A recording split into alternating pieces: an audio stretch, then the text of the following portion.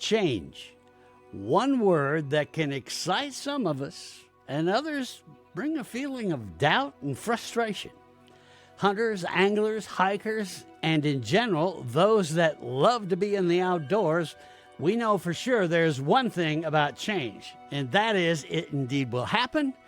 And the best way to handle change is to try to know that it is coming and when it will get here. If you spend time in Montana's outdoors, do not go anywhere, because I'm going to tell you about some big changes and when they are going to get here. That's next. The Montana Outdoor Podcast is brought to you by Rocky Mountain Truck and Trailer, home of Boss Snowplows and Accessories, and Diamond Sea Trailers and Accessories.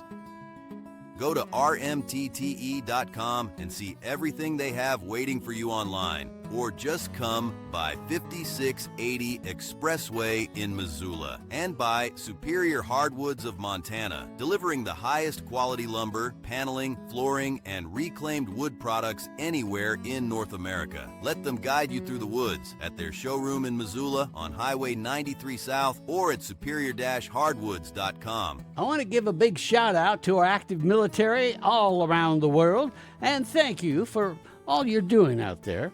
Be safe, and know we're all praying for you and that you are loved and missed. Also, a huge shout out to our veterans here in Montana and all around the country. Thank you for your service and sacrifice. Also, thanks to everyone out there that is watching and listening here. I always want to remind you that this is your podcast too, so please like, share, subscribe, and above all, comment. Tell me what part of Montana we should explore together next. So I have this guy on right here, our friend Greg Lemon with the Montana Fish, Wildlife, and Parks. And Greg has been kind enough to jump on here. As I had mentioned earlier, there is some changes that are going to happen come March 1st, which is right around the corner. As I know in your press release, Greg, you referred to it as New Year's Day for most hunters and fishermen, which it really is. That's when we have to get our new fishing license, conservation license. That's when you can start getting your hunting and special permits stuff. All that gets underway. But this year, there's some changes. Now, many of you have sent me some emails. Some of you are just wondering, hey, what are those changes? I've been hearing this or that. I know some of you hate change, and fear not. Once you hear all this, it's not that bad of a deal. In fact, I think you're going to actually like it. You're going to get a few more choices and things.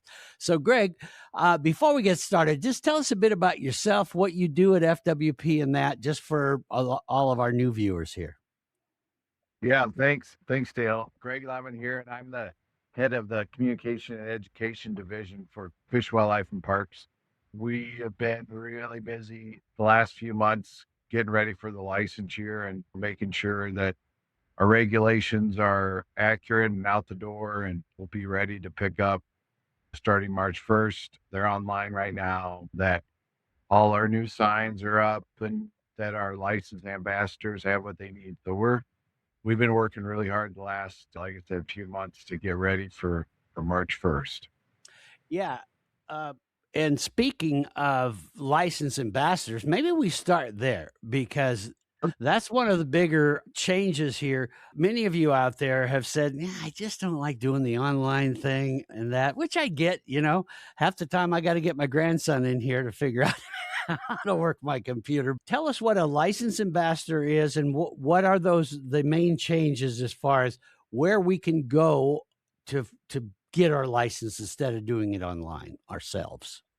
Yeah, no, I appreciate the opportunity to explain this. So I'm going to talk about what it used to be. So we used to have what we call licensed providers, and licensed providers, they got their equipment from us.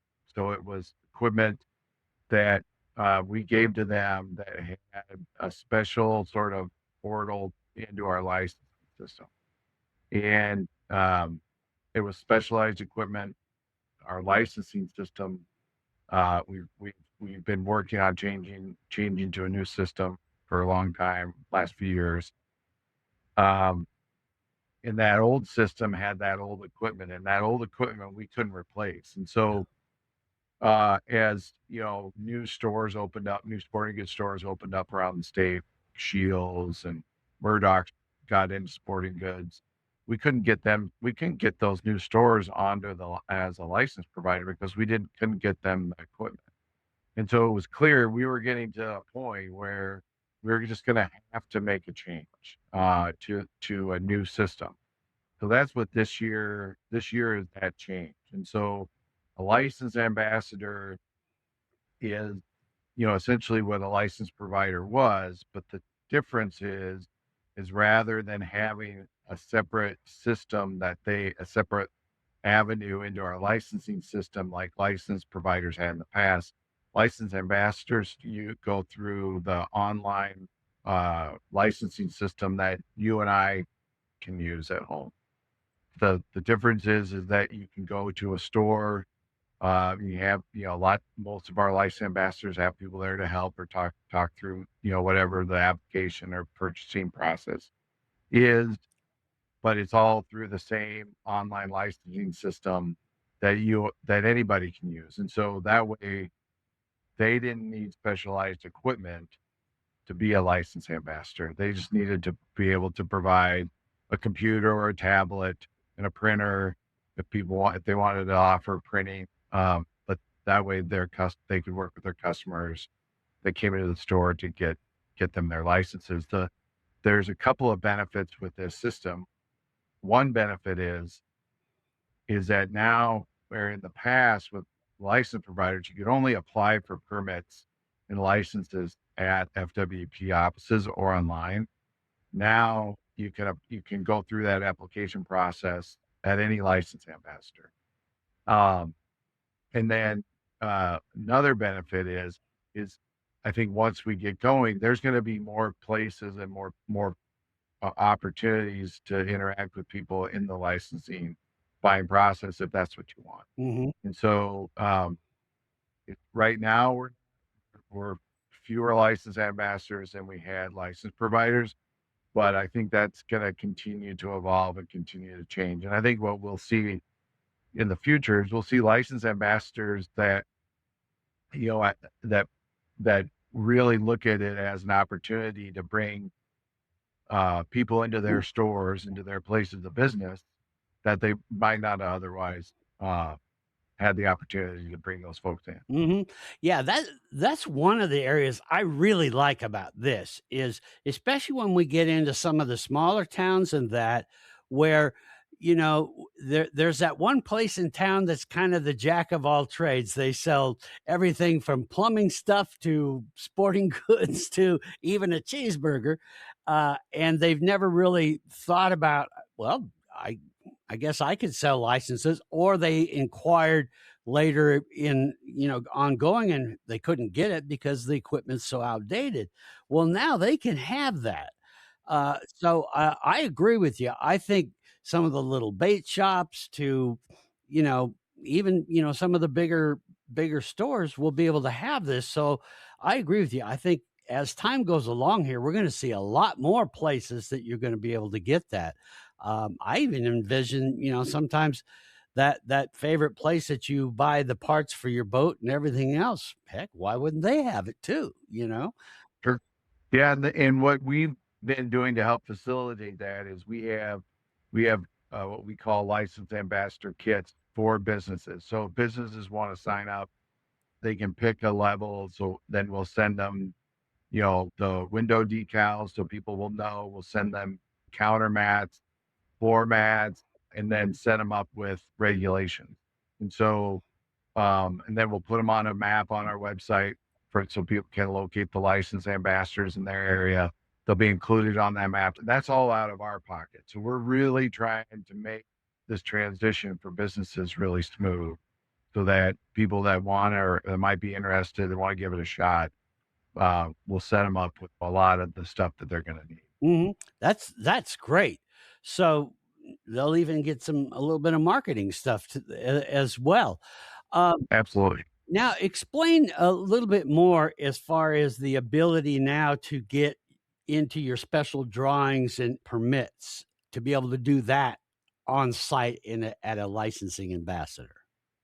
Yeah. So in the past, with the old provider system, we couldn't do that. Now that can happen at a licensed ambassador online or at an FWP office. So that's a real benefit. And in the past couple of years, we've also made the change where you can apply for pretty much every permit or license all in one stop. So you can show up on March 1st at a licensed ambassador or do it online, and you can apply for bee licenses, your moose licenses, your antelope. You can apply for all of it. Mhm, And so that was a customer service thing we did so that customers could just get it all done in one fell swoop. mhm.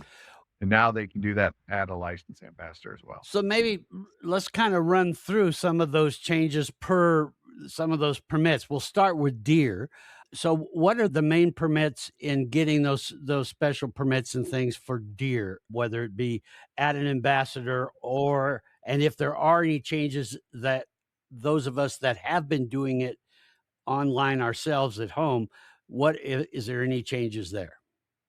Yeah. So I think the one thing I want to remind folks is there's 150 hunting districts in Montana. You need to make sure to look at the regulations. They're online now. They'll be available hard copy at ambassadors and regional offices starting March 1st. You need to get familiar with hunting district again to make sure that there aren't any changes that you need to be aware of before you apply for that special deer permit. The thing I will say is that there's some general changes that have happened. So there's a lot of people have been concerned about mule deer numbers, and in most of the areas, particularly Western Montana, we've cut mule deer bee licenses down to the lowest level that we're allowed to by the commission set quota. So we've got those bee licenses dropped way down. The commission this past December also made a regulation change. So it used to be dependent on the area, you could have up to 8 deer licenses, your annual deer license, and then 7 bee licenses.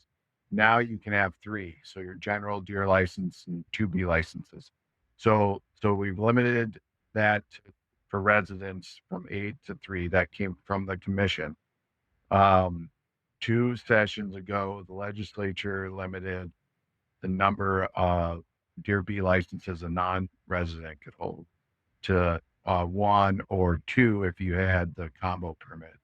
So those are changes to be aware of that have been implemented to protect deer herds and deer numbers. And for a lot of us, the idea of going out harvesting 8 deer in a year seems kind of far-fetched, but it did happen. And there were lots of areas of the state that used to have a lot of mule deer. People would show up and harvest a lot of deer, and people just need to realize that that's changed. And there are some specific hunting district regulations that have adjustments that have been made. Whether I know there's some districts in Region 4 now that are on a general part of the season, general license for part of the season, and a draw only permit for part of the season. And so that's why I say it's really important when you're applying now for your deer license to get into the regulations, look at where you want to apply, and make sure you're super familiar with the changes that may be in place for this coming year. Mhm. Yeah, so take a real close look at that, and in a little bit here, I'll get into, we only got Greg for a limited time, but I will get into it with you guys. I'm gonna kind of pull up the FWP website and kind of take you through how to find some of these places and where to find that. Now for elk, anything in particular that stands out to you that have had some changes? Yeah. So um, the changes that sort of jump out at me for elk are up in Northwest Montana, Region 1. All elk bee licenses. This is a commission change from December. All elk bee licenses are valid only on private land. That's a big change Mm. for Region 1. And so people need to be aware of that as they apply for bee licenses or start kind of planning their hunt. That's a big one.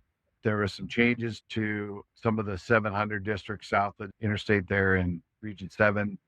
We added some either sex permits, so there's some more opportunities for folks to apply for licenses down there.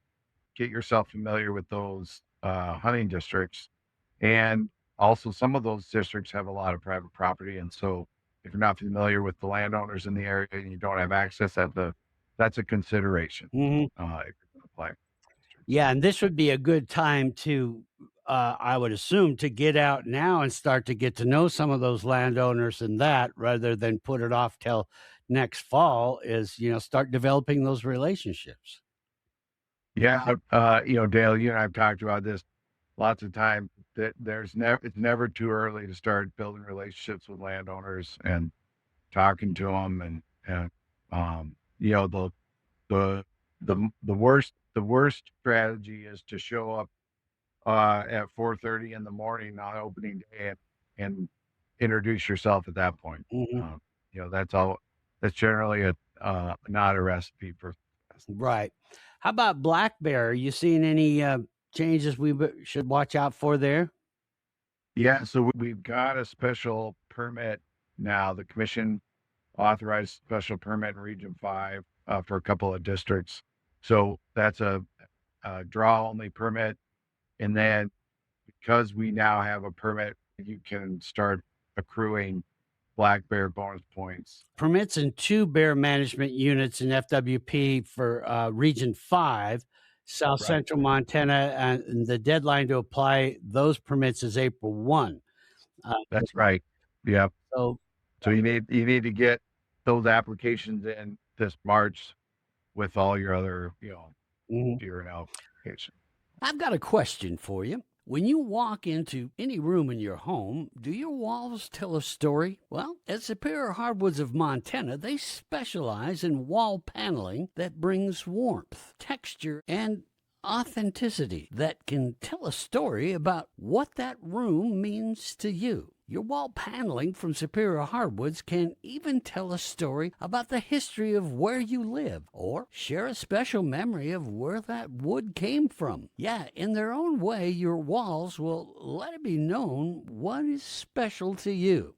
How is that possible? Well, Superior Hardwoods stocks a massive variety of styles, from reclaimed barnwood and weathered boards with real history to new precision milled paneling made by American craftsmen right there in their shop in Missoula, Montana. You really will get a special feeling every time you walk in the room. Yeah, you can go to the big box store and slap something on the walls, which I guess says something too, but you can have Superior Hardwoods find you something special to you and those you love. So become part of the Superior Hardwoods family of customers and be reminded every time you walk into the room that every piece of paneling supports local jobs and keeps American manufacturing strong. No, this isn't just about design. It's about reclaiming America, rescuing old barnwood, honoring its past, and giving it new life in your home, cabins, or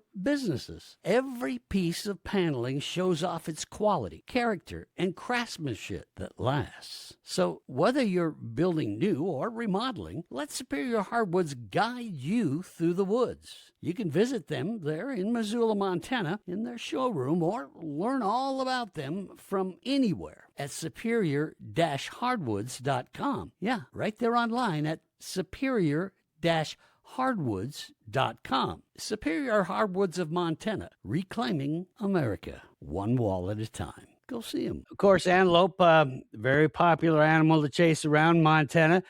Few changes there as well, right?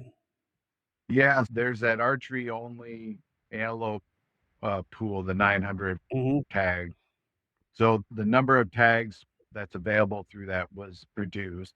And then the Region 3 to our southwest Montana was pulled out of that pool, and there's a new archery only permit. I believe it's 399-20 for antelope Right. that has a 500 tag quota. So there'll be 500 of those archery only antelope licenses available for Region 3 that people can apply for. Mm-hmm. So that's a change. Used to be archery hunters would apply for that 900 tag and then that'd give them a lot of almost all the state to hunt. Now Region 3's out of that, and it's their own tag based on what the commission did in December. And for those of you watching and listening, if you go to the podcast description, like if you're watching this on YouTube, you would just go just below where the video is. You can click on more, and then it kind of expands. I'll have a link in there to the press release, which that is a really good one to just read through because it's got a lot of the quick points we're talking about right here. So you can read that, and then I'll get some links to get you a little more detail or things like that as well. So just look for those. Let's move on to bighorn sheep. Montana has 5 unlimited bighorn sheep hunting districts. Now this year, those licenses, there's a little change there, right? Yeah. So in the past, those were over the counter, and then we had a quota. Now people are going to need to apply for those, and I believe the way that they had set up this year is that if you're applying for an unlimited permit, no matter what it is, it won't be part of the bonus point. Okay. So that way you don't inadvertently, mess up your bonus point total, which can happen, right? Right. So you apply for an unlimited permit and you forget to apply your bonus points, and you get the permit and you used all your bonus points, and you would have got the permit anyway. So so hunters that are applying for any unlimited opportunity can no longer participate in the bonus point round. Right. And that's a big change. And that's a benefit, really, because now you're not spending your bonus points on something you didn't need to. Because that's right. I know people cherish those. For shed hunters, which is huge in Montana and has always been one that, you guys have done a great job trying to manage that. I know there's like a kind of a traffic jam that happens in a few areas, but there have been some changes for shed hunters that they really should pay attention to here. Tell us a little bit about those. Yeah, so this really is for non-residents. So this was a legislative change. The legislature passed a law that required non-residents that are shed hunting on FWP wildlife management areas. And to your point, that's been really popular and has grown in popularity over the years. We have some WMAs that we have hundreds of people at the gate for those to open up. And the reason we've established those WMAs is to provide wintering habitat for elk and deer. And in that way, it keeps the elk on our property, not on neighboring ranches. So they're not competing with cattle over winter range. But what that does is obviously congregates the elk on winter range that's on our property, which is great. That's what we want. But as they shed those antlers and those properties stay closed so that the elk don't get run off before May 15th, sometimes you literally can stand at the gate with binoculars and see elk antlers laying in the grass all over the hillside. And so what the legislature did is really focused on non-residents. So non-residents have to be on our WMAs. They need to have a shed hunting license, a $50 license, and they're prohibited from picking up shed antlers on our WMAs for the first 7 days that those WMAs are open. So most WMAs open on May 15th at noon. Not all. So if you're a non-resident and you're coming to pick shed antlers, you need to be aware that you can't be picking shed antlers on a WMA the first 7 days after it opens up, and that you need to have that $50 license. Okay. All right.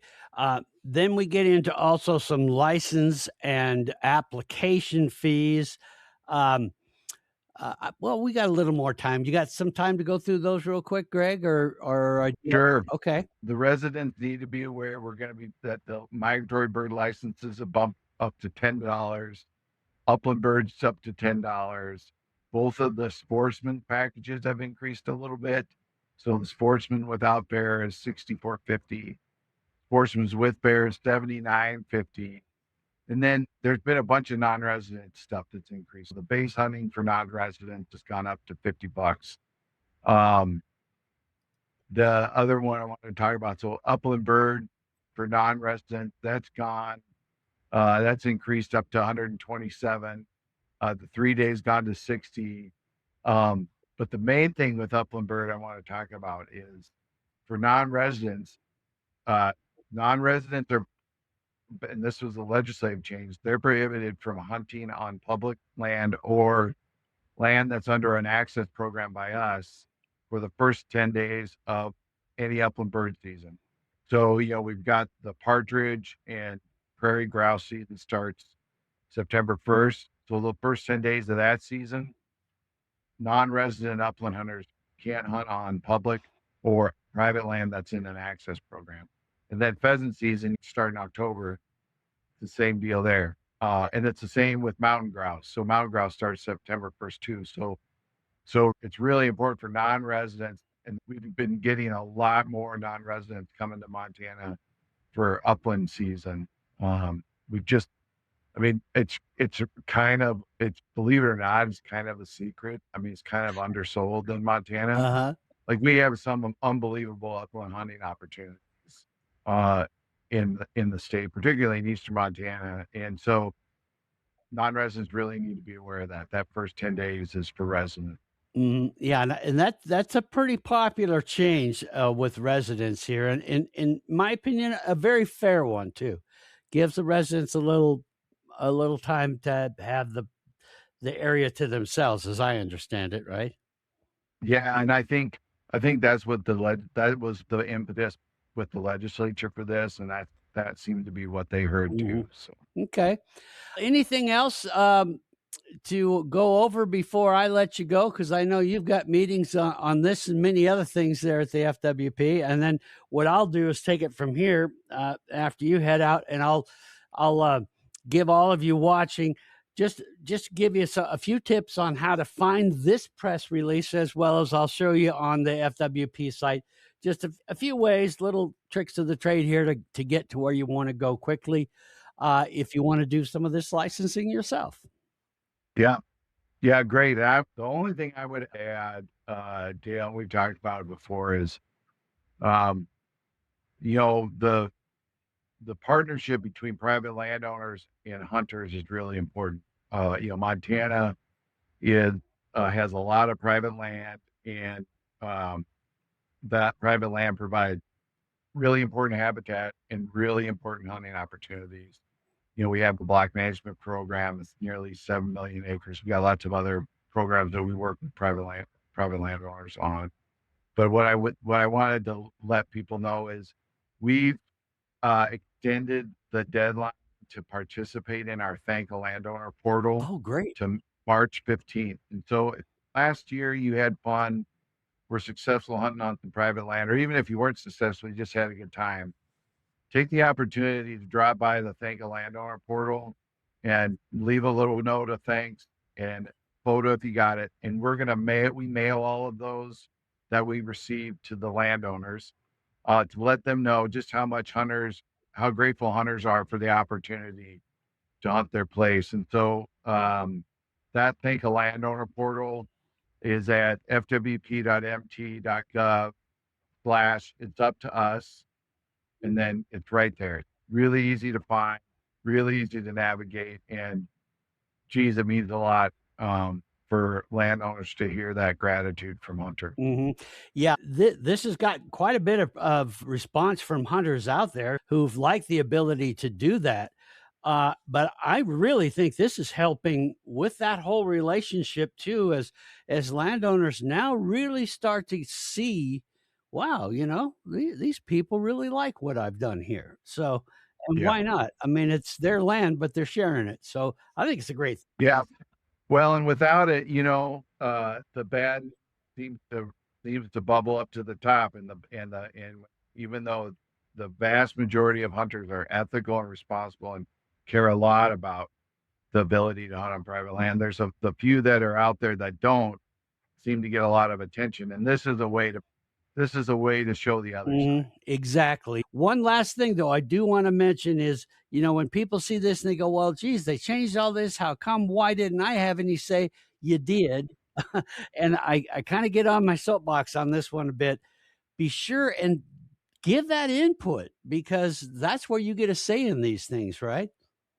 Yeah, that's right. And the commission process is a very public process. There's lots of opportunity to comment on these regulations, as they're being developed. We did public meetings in early in the summer, last summer, and then we had the proposals out for several weeks for comment. But so you're right. There are several avenues to let people know, let us know, let the commission know what you think. But we're still working on more. So we're working on fine tuning this process, and I think the next process that's coming up, and I'm just giving people a sneak preview, is going to be our fishing regulations. And we're going to have proposals out during our scoping process for people to comment on. We're going to spread the word far and wide that we want your feedback. And it's really important, if you care about fishing regulations, even if all you care about is that you like them, it's really important for people to let us know what they think, so that by the time they get those fishing regulations get in front of the commission, we've got a well-rounded set of opinions on what needs to change, what needs to stay the same, and what are some new ideas that we weren't thinking. Yeah, and one of the things I'll talk to you about later is some people have suggested that watch this podcast a lot of, hey, why don't you do something live, and put some of those things on so we can watch it. So I said, well, I'll talk to FWP about that. Maybe that might be something we can do down the road. So yeah, really looking for opportunities to better engage the public, because we hear it too. We hear, well, I didn't know this was happening, or when it happened, the commission makes some changes that people don't like, then they get frustrated and say, well, how did this happen? Well, we're trying to be as transparent as possible, but sometimes it's tough to get everybody's attention. So we're gonna keep trying to do better and make sure that we get more input. All right, Greg. Well, thanks for spending time. I know you've got other meetings to get to, so go for that. And we'll come knocking on your door again here soon and keep it going. But thanks for telling us about these changes. Yeah, I really appreciate the opportunity. And for the folks out there, if you got any questions, don't hesitate to reach out to any of our offices. We'll help you as best we can. All right. There you go. Greg Lemon, everyone. Thanks, Dale.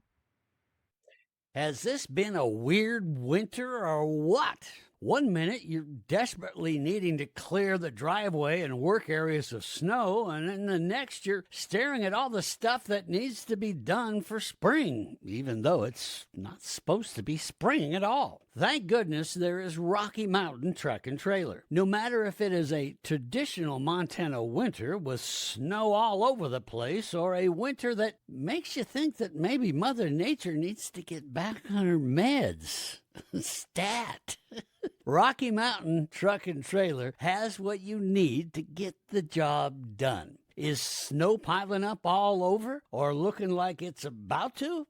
They have the best snowplows in the world. Yeah, that's Boss snowplows. Those will remove snow fast, like, well, a boss. Or how about something that can help you at work hauling all the stuff away that the snow was conveniently hiding, or can haul your big boy and big girl toys on your next adventure in Montana's outdoors? Rocky Mountain Truck and Trailer has the best. Yeah, I'm talking about Diamond C trailers and all the incredible accessories that go with them. And remember, Rocky Mountain Truck and Trailer has an amazing service department. Need your trailer rewired so the lights work the way they're supposed to? They got you. They'll have your truck and trailer doing what they're supposed to in no time. How about some cool accessories for your truck? Yeah, splash it up a bit. Oh, they've got those, my friend. And get this, Rocky Mountain Truck and Trailer can even help with financing. Yeah, you heard me right. Financing. Go see Rocky Mountain Truck and Trailer. They're in Missoula at 5680 Expressway, or just go see them from anywhere online at rmtte.com. No matter how weird the weather is, Rocky Mountain Truck and Trailer will help you get everything done and looking like it's supposed to. So go see them at rmtte.com. That's Rocky Mountain Truck and Trailer. So we're going to wrap this up with this kind of a quick view of how to find the things that Greg and I were talking about. As you can see, I've got the FWP site up right now. Now, this is for those of you that use the FWP website to buy licenses or would like to learn how to use the FWP site to buy licenses or to find things. So I'm just going to give you some of my ideas of how I find things. I am not any kind of a genius here when it comes to operating a computer, and I can do it. So you can do it if you want to give it a try, or maybe you have someone at home that helps you with internet stuff, and you can show them this podcast, and they can watch it and see what we're talking about and where you would like to go. So here we are on the FWP website, and that's fwp.mt.gov. So what I want to first show you is how to find that press release that Greg and I were talking about. I think that gives you a good overview of what we just went through, so you can review it again. It also has some links inside of that website that I think could be very helpful for you. So you're going to go up to here to this, up here at the top here. You can see where I'm moving my little cursor. You're going to click on News and Public Notices. So click that. Okay, now you're going to see we're on News and Public Notices. So then click on News Releases. Okay, so here's your News Releases page. There you can see all the latest news releases that are out that the FWP has just released. Now, the news release that we're looking for, we'll have to go to the second page here because I don't see it yet. There it is. New license year starts March 1st. Here's what you need to know. There you go. Click on that. Now, this is the press release that Greg and I were just talking about. Goes over kind of an overview of what we talked about. Then, if you recall, we talked about some of the changes and regulations in that for deer. There's elk, black bear, antelope, bighorn sheep, shed hunters, and so on. So that gives you all that information. So that's an easy way to go review what we talked about. But also, you can see here, licenses for 2026 year can be purchased by starting on March 1st. If you plan on being in the field that day, you can buy your license online by clicking here. So in other words, let's say you had your cell phone and you want to do it that way. And I'm going to show you another video that I recorded on my phone so you can see what it would look like on a cell phone too. So here we go. We would click on that. And there we are. We are now where we can buy licenses. All right, let's go back to that press release. All right. So now here it says, as always, you can buy and apply licenses online at your FWP office as well. What that means is you can just go to any FWP office, but there isn't one in every single town.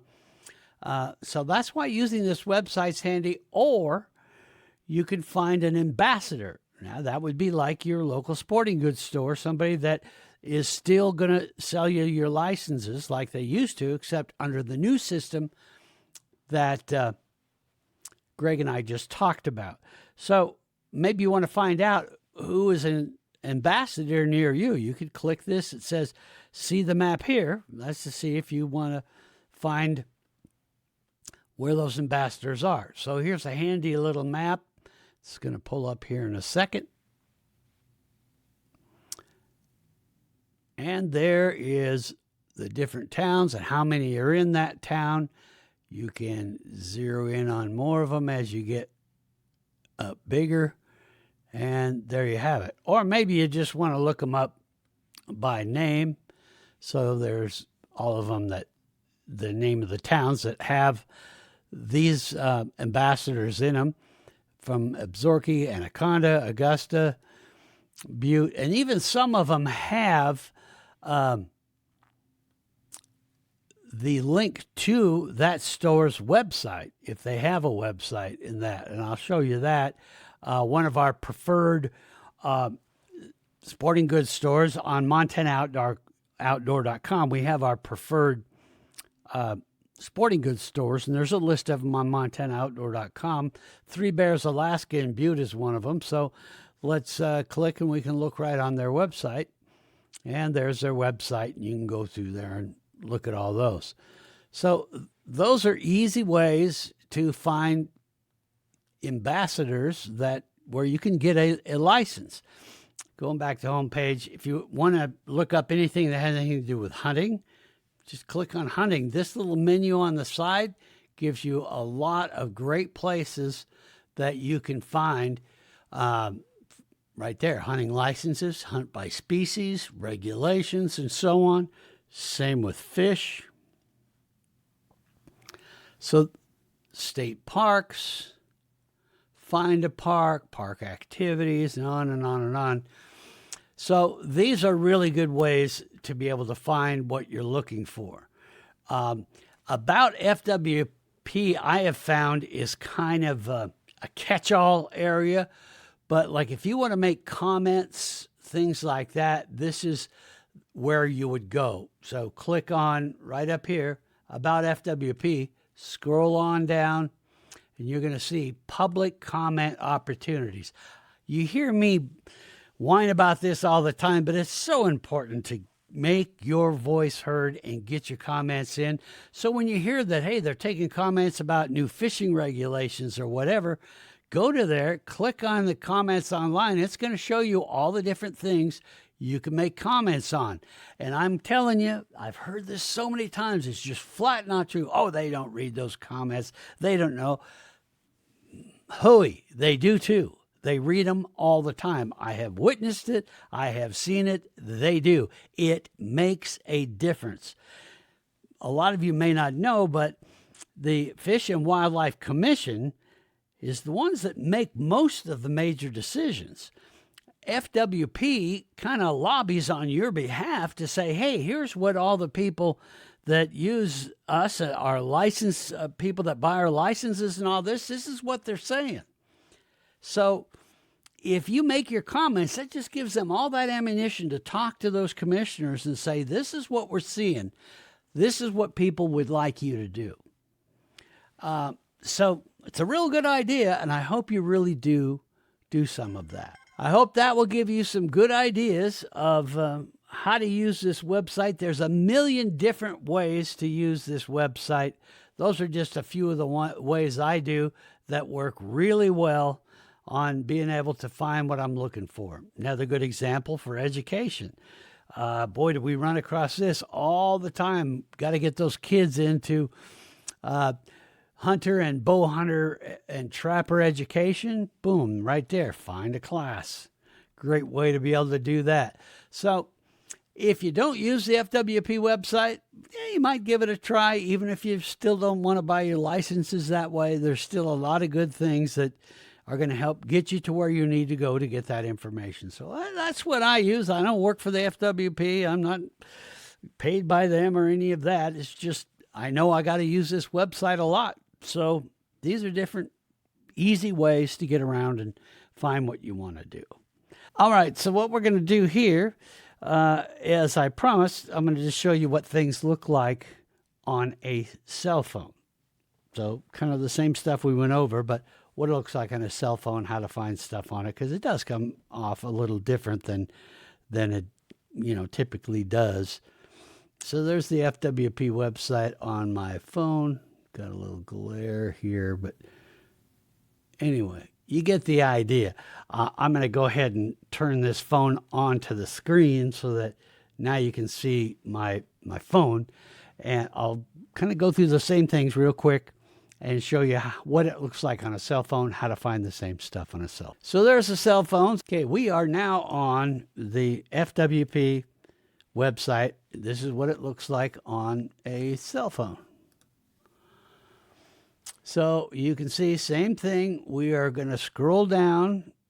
In this case, you don't go on a menu or anything. You just scroll all the way down, and there you're going to find those news releases. Click on All News.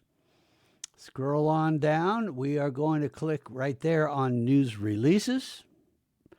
Boom, there we are. Now we know that we are looking for that same news release that I just showed you, but of course we're going to have to go to the second page. So just click right there on that number 2. Scroll on down, and new license year starts March 1st. Here's what you need to know. Click on that. And there is that same press releases on the cell phone. There you go. Again, looking at black bear, antelope, bighorn sheep, shed hunters. Same stuff that Greg and I covered. Same thing I showed you on a home computer. In this case, now we're on a cell phone. And that's what it looks like on the cell phone as we scroll along. So if we go up to where those links were that I had showed you before, we can see here there's Find the License Ambassadors. Same thing. Clicked on that, went over there, and sure enough, wait for a second, and there are all the licenses. Now we can enlarge that screen. You know how you do with your fingers. You pinch open, and there you go. Or you can look at them by alphabetical order of the name of the towns, just like we did before. If you recall, we clicked on B and then scrolled on up, and boom, there's Butte. There's Three Bears, Alaska. They are one of the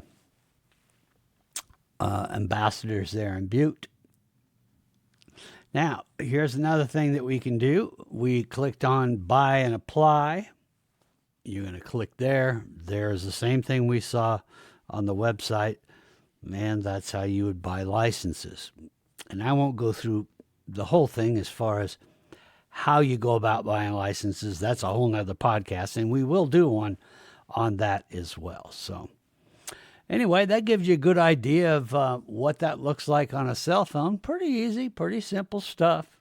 Okay, well, I hope you enjoyed this little tour on the computer and the cell phone. As I said, I'll do another one again and actually take us through and buy a fishing license, and we'll buy one together and show you how all that's done down the road here. So anyway, hope you enjoyed that. Hey, we got lots more great stuff coming up here. Gonna have some interesting podcasts. Of course, one, it's, believe it or not, gonna be springtime here, and Spring Mac Days is coming up.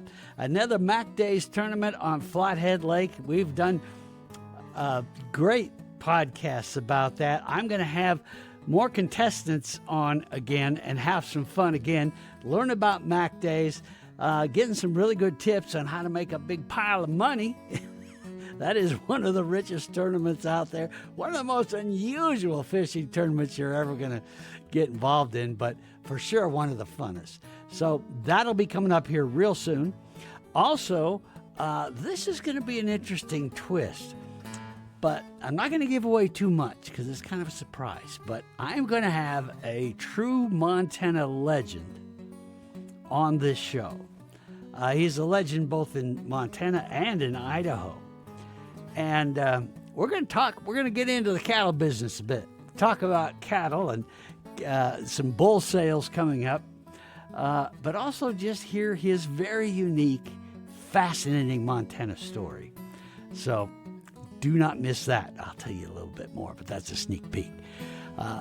So until we talk again, which will be real soon, I hope you take good care of yourself. Be safe out there and be good to each other. We'll see you next time here on the Montana Outdoor Podcast. Thanks for watching the Montana Outdoor Podcast. You know, there's no way we could do this podcast without the incredible support of sponsors like Superior Hardwoods of Montana, home of the largest selection of in-stock, high-end wood products and flooring in the western United States. Let them guide you through the woods at superior-hardwoods.com. And of course, Rocky Mountain Truck and Trailer in Missoula, home of Boss snowplows and accessories, and Diamond Sea Trailers and Accessories. Go see them on the web at rmtte.com. We'd love to hear what you thought of this week's podcast. When you get a minute or two, shoot us an email and tell us your thoughts. Same goes if you have any questions for Rigger or this week's guest. Just send your questions or comments to downrigger@montanooutdoor.com. Hey, don't forget we should be dropping a new podcast this next Saturday. Until then, gang, we hope to see you soon out in Montana's great outdoors.